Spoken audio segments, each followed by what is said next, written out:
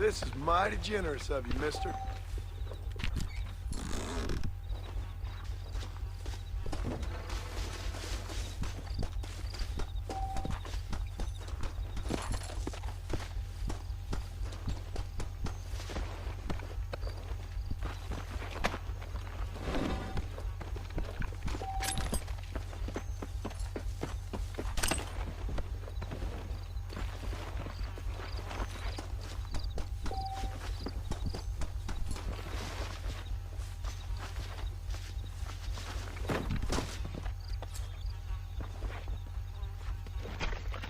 Let's make this quick.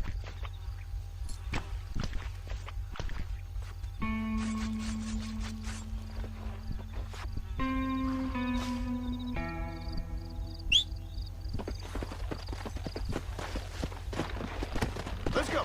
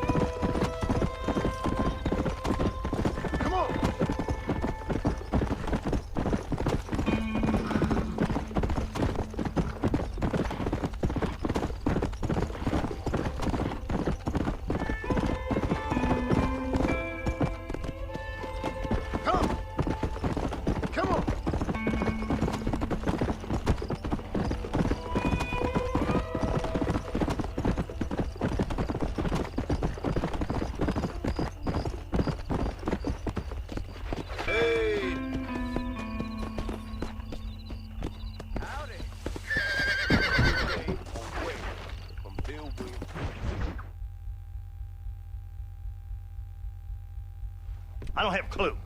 All right, but it's gotta be something to do with that government boy. We'll talk to him, find out what he knows. Fucking is.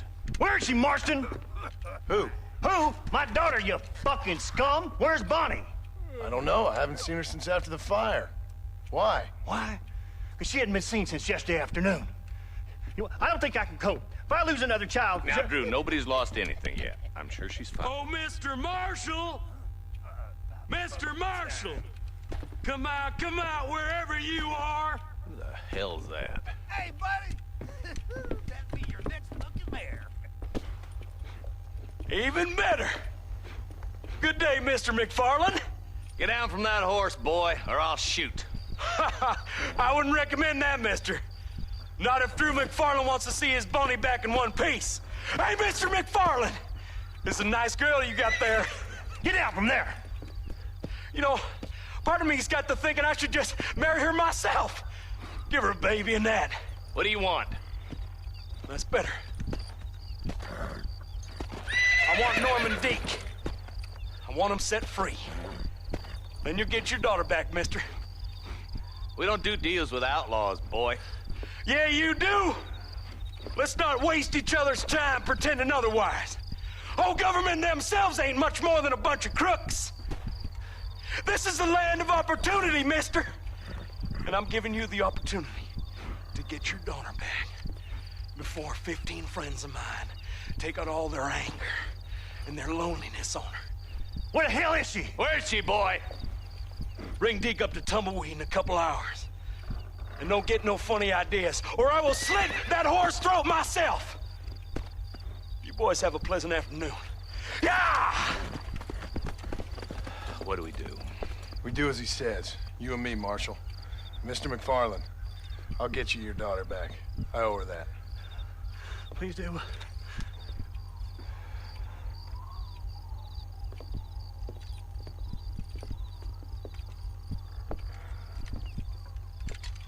I'll teach you some respect for the law.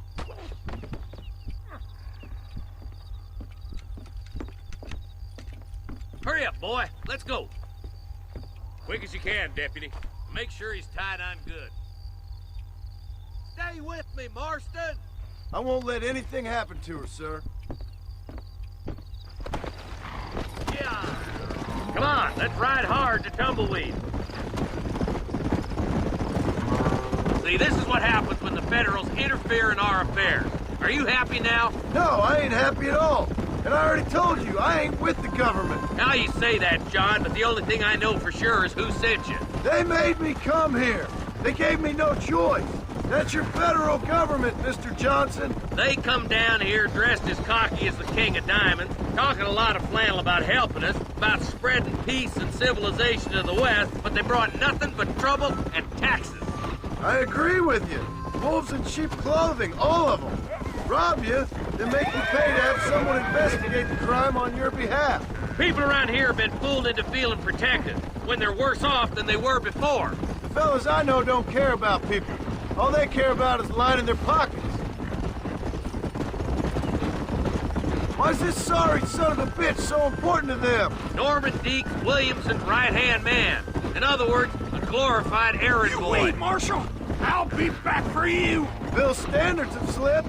We already filled you with lead once, you ugly Deek's the bastard! kind of man who's mean enough to be second in command, but too cowardly and stupid to ever be a leader. Don't ever use that line near your deputies. You know, for his sake, they'd best not have laid a finger on Miss McFarland. Come on. What is this place we're headed? Tumbleweed, a lonely, god-forsaken place. Some people say it's haunted. It was quite a town back in its day. Then they built the railroad to Armadillo and went clean past Tumbleweed. And that was that. Pretty soon, everybody had up and left. Now it's just thieves, smugglers, and bandits. Scum like Deke here. Oh, popular spot for lynchings, too. Let's try to avoid that if we can, Marshal. I just hope you're not taking advantage of the McFarlands, Marston. They saved my life. Gave me food and bed when they had no idea who I was. I owe them more than I can ever repay. That's just they've been through a lot. Well, they're both vulnerable, different ways. I wouldn't have been running in and out of a burning barn to save their horses otherwise. I know you helped, just like you helped me. But you got your reasons for doing it. It's no secret why I'm here, Marshal. I told you the very first time I walked into your office. I trust you. It's just all this business with Blackwater and Williamson and the past. I don't know. Sometimes it's hard not to have doubt. I understand. I never planned to be in the lawman business neither. Let's go! How is this mess supposed to turn out? Sending an outlaw to do the work of a lawman. That's madness. Ain't much difference between the two, as far as I can tell. There have to be rules, Marston. Even you must understand that. It's easy to make up rules, but they ain't much use if people don't understand why. Like my son, if I tell him not to do something, he'll do it anyway, just to spite me. If I punish him, he resents me for it. But if I show him why it's wrong, at least he has reason not to do it again. That's nonsense. Without laws, we're nothing more than animals. You look at Deke here. Go to hell! Dad has worked hard at civilization. Your boy steps out of line, you whack him. He does it again, whack him harder. You're a good man, Marshal, and I respect what you're trying to do. But from what I've seen since I've arrived here, the law ain't really working. Criminals are like weeds, Marston. Quick as you stomp one out, another one sprouts up in its place. It's the nature of places. You know that as well as I do. Only a coward hides behind his back! Yeah.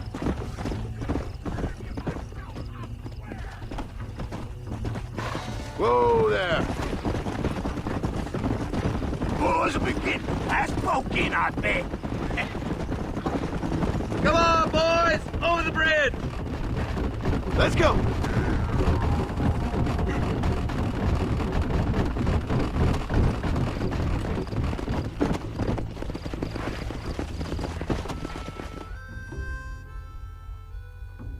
Easy there. John, you'll be exchanging the prisoner for Bonnie in the middle of town. Keep your eyes open. I sincerely doubt these scum plan to play fair. Fair my ass. You bet. Besides, Norm here's gonna be my shield, ain't you, Norm? Be my pleasure. Lead Deke into town. We'll be right behind I'm sure it's been nice for the boys to have a whore to play with. I hear those rancher girls like it in the rear. Maybe she won't want to go home.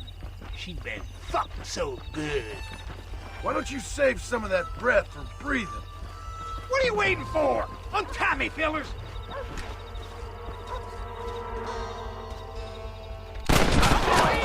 That's too damn close!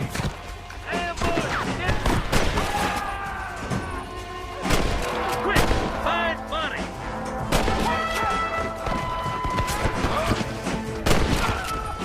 Follow me! Bonnie! We're coming!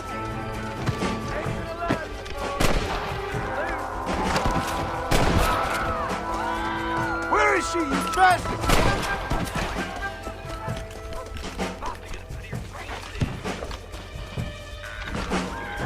Bonnie! Where are you? You really want to die, friend?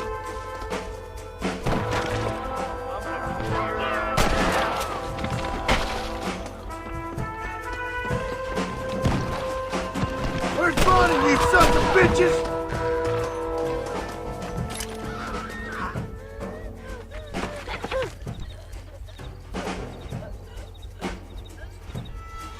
On the goddamn Touch her wall. again and you're all dead!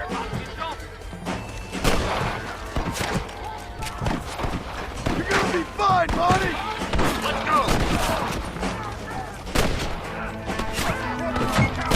Get away from her!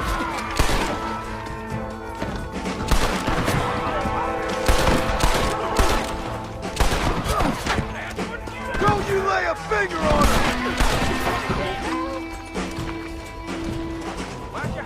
Leave her alone! I'm gonna put you to bed. Picking a shovel. You starting to regret this yet?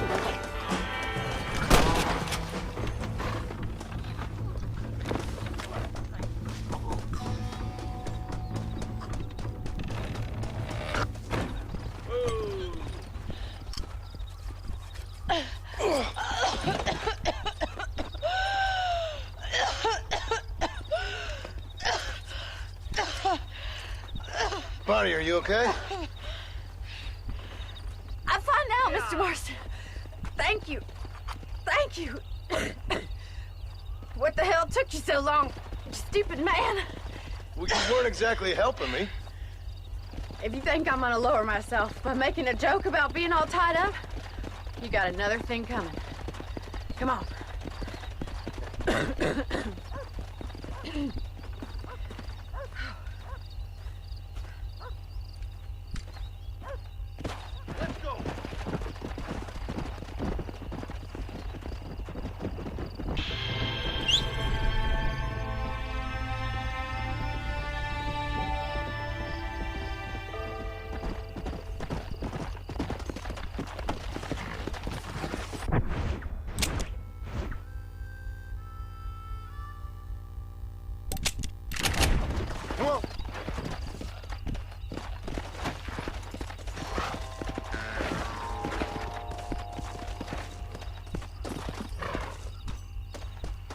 Sorry, partner.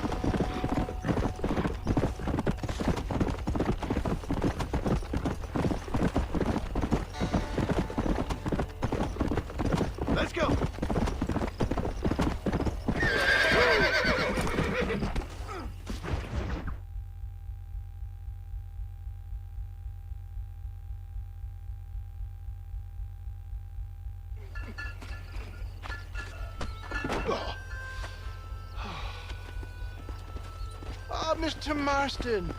How are you, sir? I'm all right. I met up with your friend, Seth. Oh, Seth of the Dead. Yes, interesting fellow. You don't meet many men these days with the moral fortitude to cut straight to the chase like that, do you? Thankfully not, Mr. West Dickens. Yes, contemporary society is remarkably harsh on professional exhumers. But did you know that in ancient Egypt, it was an art form valued more highly than literature? I believe Seth comes from that school of thought. How very interesting. Look, you thought any more about our plan? Ah, your plan, dear boy. Your plan. I am merely the help, not mercifully the arbiter of wisdom. What you are, dear boy, is the man whose life I've saved twice now. A man who sells lies and deceit to unwitting people. A man who, if he doesn't help me, I won't think twice about putting a bullet through his skull. Feeding to the vultures myself. You see, Mr. Marston, you have the exterior of a violent man, but the soul of an angel, and that is what I think I cherish most about you. That's what I thought.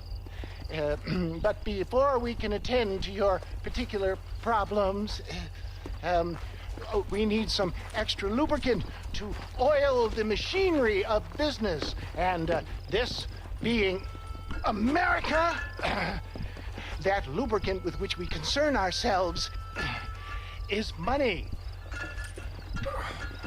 Money? What are you talking about? Oh, we need weapons.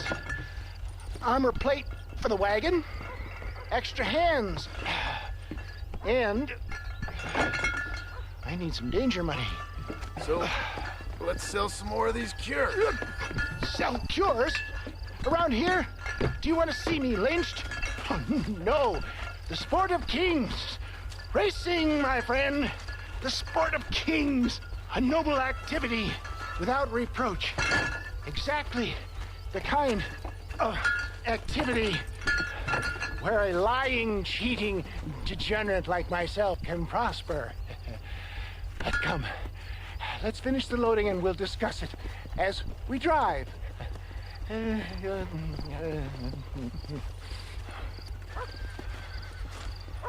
Now, sir, to Gap-Tooth Breach.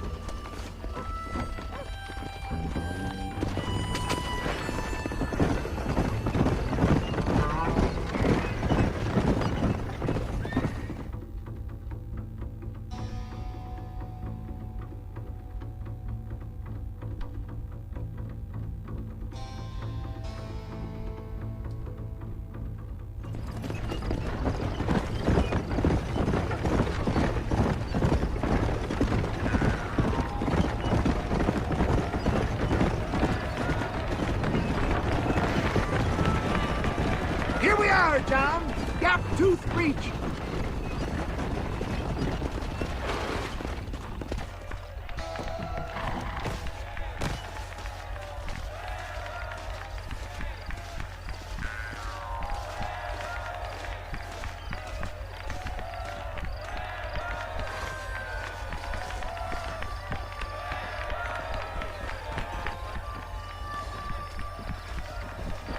Drivers! Y'all know the rules, but for you newcomers, this here's a fair race. Keep to your manners and let the faster cart pass. So now that's been said, y'all can get to running each other off the road like always. All right now, counting to 3. Ready, set, go!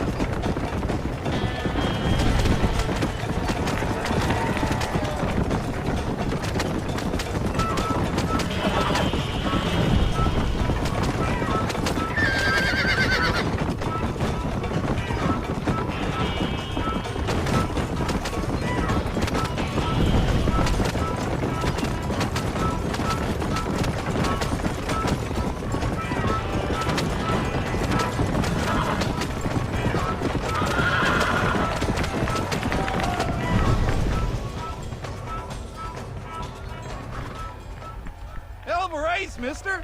I'll take care of this cart for Mr. West Dickens. Come on, John. I suggest we beat a hasty retreat.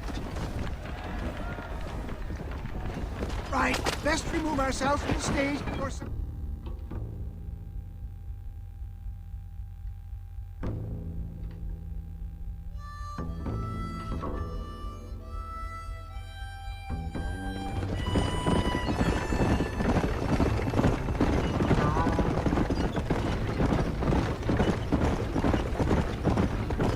Whoa, now! Well done, sir. Well done. Having you as a ringer has netted us a fine profit. We seem to be wasting time, old man. Oh, patience, my friend. The Trojan horse cannot run before it can walk, if you'll forgive the metaphor. Next, we need to procure some grand and overwhelming firepower. And for that, you need to contact an old friend of mine. Goes by the name of Irish. Irish? Yes, he's an interesting kind of fellow. He usually can be found in Armadillo or some other town around here on some bacchanalian revel or such. Great. An alcoholic arms dealer. What could be better?